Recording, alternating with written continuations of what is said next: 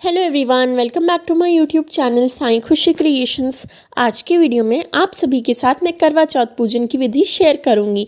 करवा चौथ पूजन के लिए सबसे पहले तो आप एक पाटे पर लाल रंग का कपड़ा बिछाएं। अगर आपके पास जगह नहीं हो तो आप मंदिर में भी पूजा कर सकते हैं, अपने घर के मंदिर में, या आप अपनी सोसाइटी के मंदिर में जाकर भी पूजा कर सकते हैं। फिर आप अपने हाथों पर मेहंदी ज़रूर से लगाएं करवा चौथ के एक दिन पहले। साथ ही साथ अपनी नथ पहने और शादी की चुन्नी भी ज़रूर से ओढ़ें। फिर ये आती है करवा चौथ माता की फ़ोटो या फिर पोस्टर। आपको पूजा स्थान पर करवा चौथ माता का फ़ोटो रखना है या फिर जो पोस्टर आता है वो रखना है। अगर ये नहीं मिलता हो तो आप इसे घर पर भी बना सकते हैं। ये कैसे बनाएं उसका वीडियो भी मैं मेरे चैनल पर डाल दूँगी, आप देख सकते हैं। फिर करवा चौथ माता को चुन्नी उड़ाएंगे। तो माता को जैसे नवरात्रि में दुर्गा माता को उड़ाते हैं, वैसे ही करवा चौथ माता को आप चुन्नी उड़ाएं। इस प्रकार से माता को चुन्नी अर्पित कर देंगे। खुद भी आप अपनी शादी की चुन्नी ज़रूर से ओढ़ें। शादी की चुन्नी नहीं मिल रही हो तो आप लाल रंग की चुन्नी ओढ़ें। उसके बाद आपको अपना करवा रखना है। तो करवा जो है आप मिट्टी का ले सकते हैं, पीतल का भी ले सकते हैं। करवे पर 13 टिक्की रोली की लगानी है। इस तरीके से 13 टिक्की लगानी है। साथ ही साथ करवे के अंदर आपको जल भरना है। तो करवे के अंदर आप जल भर लीजिए और 13 टिक्की रोली की लगा लीजिए उसके ऊपर। फिर आपको करवे के ऊपर सराई या फिर कटोरी रखनी है और माता की राइट हैंड साइड पर करवे का मुख माता की तरफ रखकर आपको अपना करवा रखना है। तो करवे पर इस प्रकार से मोली भी बांध लेनी है। करवे के गले में, करवे के कंठ में आपको मोली बांध लेनी है 3 बार लपेटते हुए। तो इस तरीके से मोली बांधने के बाद आप जो है करवे को माता की राइट हैंड साइड पर रखें और जो करवे का मुख है यानी जो टोटी है वो माता की तरफ को आपको रखनी है। इस प्रकार से आपको अपना करवा रख लेना है। करवा रखने के बाद अब आपको करवे के नीचे थोड़े से चावल भी रखने हैं। तो थोड़े से चावल या फिर गेहूँ अपने करवे के नीचे रखें और फिर माता की राइट हैंड साइड पर अपना करवा रख दें। पूजा आपको किस समय करनी है? पूजा आप शाम के समय, सुबह के समय, दोपहर में, जब समय मिले तब कर सकते हैं। तो अब आपको 1 गिलास में लेने हैं गेहूँ। तो 1 गिलास गेहूँ या फिर 1 गिलास चावल लिए जाते हैं। अगर कोई आपको कहानी सुनाने आ रहा है तो उन्हें, या फिर आप किसी भी ज़रूरतमंद व्यक्ति को मंदिर में जाकर ये दान कर सकते हैं। तो 1 गिलास आपको गेहूँ लेने हैं। तो गिलास आप कैसा भी ले सकते हैं, स्टील का, मिट्टी का। मैंने यहाँ तांबे का लिया है, कैसा भी आप अपने घर का नॉर्मल ग्लास ले सकते हैं। गेहूं के साथ ही साथ आपको इसके ऊपर दक्षिणा भी रखनी है। तो इस तरीके से मैंने यहाँ पर दक्षिणा और 1 गिलास गेहूं रखे हैं, ये आपको रख लेने हैं और ये माता के साइड में रख देंगे। कहानी सुनने के बाद आपको इन्हें दान देना होता है। अगर सेम डे नहीं दे पा रहे तो अगले दिन भी दे सकते हैं। फिर माता के सामने दिया चासेंगे। तो इस प्रकार से माता के सामने, करवा माँ के सामने आप दिया प्रज्वलित करें। दिए का भी पूजन करें, दीपक पर हल्दी कुमकुम अर्पित करें। तो इस प्रकार से माता के सामने एक दिया चासना है आपको। आप चाहें तो और ज़्यादा दीपक भी चास सकते हैं। मैंने यहाँ माता के सामने एक दिया रखा है। उसके बाद करेंगे करवा माता का तिलक। तो सबसे पहले पोस्टर में गणपति जी हैं। गणपति जी के पूजन से शुरुआत करेंगे, इसलिए गणपति जी को सबसे पहले तिलक करें। गणपति जी को तिलक करने के बाद करवा माता को तिलक करेंगे। पोस्टर में जो बहू बेटे बने हैं, जो भाई बना है, करवा से जल देती हुई जो बहन बनी है, उन सब का पूजन करेंगे, उन सबको टीका लगाएंगे। साथ ही साथ गणपति जी को तिलक करने के बाद वस्त्रों के रूप में आप मोली चढ़ाएं और भगवान को फूल चढ़ाएं। तो इस तरीके से गणपति जी का पूजन करने के बाद करवा माता, चांद, सूरज सभी को तिलक करेंगे। तो यहाँ पर सबको आप रोली से, कुमकुम से तिलक कर सकते हैं। माता को तिलक करने के बाद आप खुद के माथे पर भी तिलक लगाएं और खुद की चूड़ियों पर भी तिलक लगाएं। मैं आपको भी दिखाऊंगी। तो यहाँ पर जो भी पोस्टर में है, तुलसी का गमला इत्यादि सभी को तिलक करेंगे। काफ़ी जगहों पर अगर पोस्टर नहीं मिल पाता, आपको करवा चौथ की फ़ोटो नहीं मिल रही हो, आप फ़ोन में फ़ोटो खोलकर पूजा कर सकते हैं या फिर आप घर पर इसे रोली की सहायता से बना भी सकते हैं। कैसे बनाना है उसका वीडियो मेरे चैनल पर आएगा, आप देख सकते हैं। तो इस तरीके से माता को तिलक करेंगे। करवा माता को तिलक करने के बाद अब आपको खुद के माथे पर और खुद की चूड़ियों पर भी तिलक करना है। तो क्योंकि चूड़ियाँ सुहाग का प्रतीक होती है, करवा चौथ पर चूड़ियाँ पहनी जाती हैं बहुत सारी, तो इसलिए आपको अपनी चूड़ी पर तिलक लगाना है और अपने माथे पर तिलक लगाना है। फिर यहाँ मैं माता को मोली चढ़ा रही हूँ। तो इस प्रकार से करवा माता को वस्त्रों के रूप में मोली अर्पित करेंगे। माता को मोली चढ़ाने के बाद अब आपको जो है फूल चढ़ाने हैं। तो माता को आप लाल रंग का फूल हो तो बहुत अच्छी बात है, जो भी फूल मिल जाए, फूल माला, आप करवा चौथ माता को चढ़ा सकते हैं।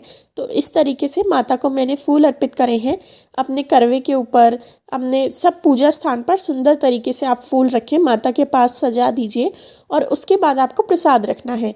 तो जो करवे की कटोरी होगी, ये जो सराई होगी, इसमें आपको कुछ मीठा रखना है, जिससे आप रात के समय चंद्रदेव को अर्घ्य देंगे। तो एक मिठाई आपको कोई भी अपने करवे के ऊपर रख देनी है। कोई मिठाई नहीं हो उस समय आप चीनी भर के रख सकते हैं। सपोज़ आप सुबह पूजा कर रहे हैं और मिठाई शाम को बनाएंगे या लेकर आएंगे, तो सुबह आप अपने करवे में थोड़ी चीनी रख दीजिए। तो मैंने यहाँ प्रसाद के लिए माता के लड्डू रखे हैं और आपको एक लड्डू या कोई भी मिठाई करवे के ऊपर भी रख देनी है। फिर चढ़ाएंगे माता को श्रृंगार का सामान। तो आपको जो है चूड़ी, बिंदी, मेहंदी, सिंदूर, चुन्नी, ये सब सामान माता को सुहाग के रूप में चढ़ाना है। अब ये जो सुहाग का सामान है, ये आप बाद में क्या करेंगे, कुछ सामान आप इसमें से खुद रख लीजिए, कुछ आप अपने घर की और कोई मैरिड लेडी हो उसे दे दीजिए, मंदिर में देकर आ सकते हैं आप। तो आपको सुहाग का सामान चढ़ाना है माता को। फिर आप अगर दिन में कहानी सुन रहे हैं तो 1 लोटा आपको जल लेना है और ये जल सूर्य देव को अर्घ्य के रूप में अर्पित किया जाएगा। करवे से तो आपको चांद को, रात को अर्घ्य देना है और दिन में कहानी सुनते टाइम आपको इस तरीके से 1 लोटा जल लेना है। लोटा आप कैसा भी ले सकते हैं, तांबे का या जो भी हो, उस पर आपको रोली लगानी है, कुछ फूल के पत्ते आप डाल दीजिए और उसके बाद आपको करनी है कहानी। करवा चौथ की कहानी करने का विशेष महत्व होता है।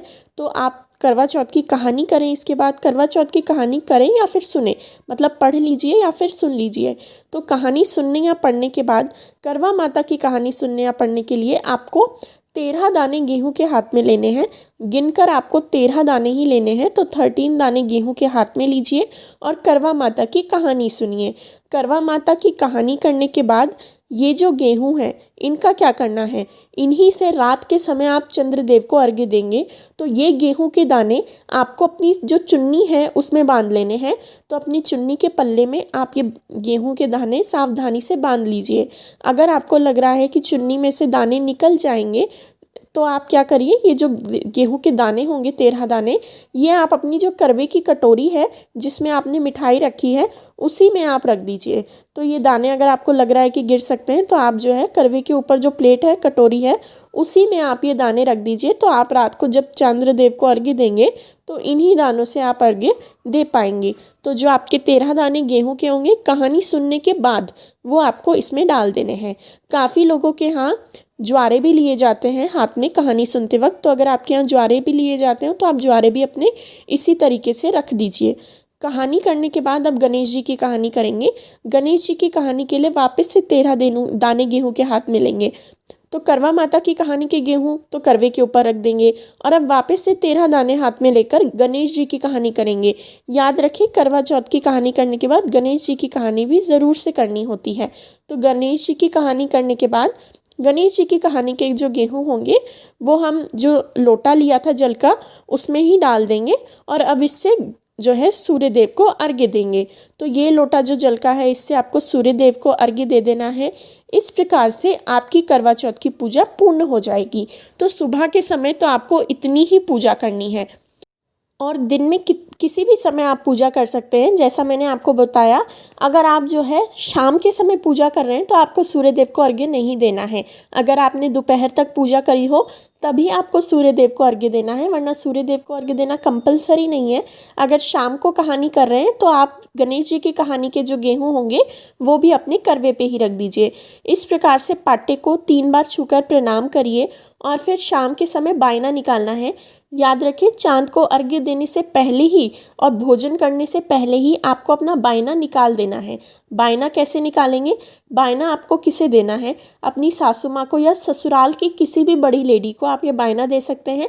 आप अगर ससुराल की कोई लेडी पास में ना हो तो मंदिर में अपना बायना देकर आ सकते हैं। बायने में आपको मीठा रखना है। कई लोगों के यहाँ खाने की थाली रखते हैं, हमारे यहाँ 4 पूड़ी और हलवा रखते हैं।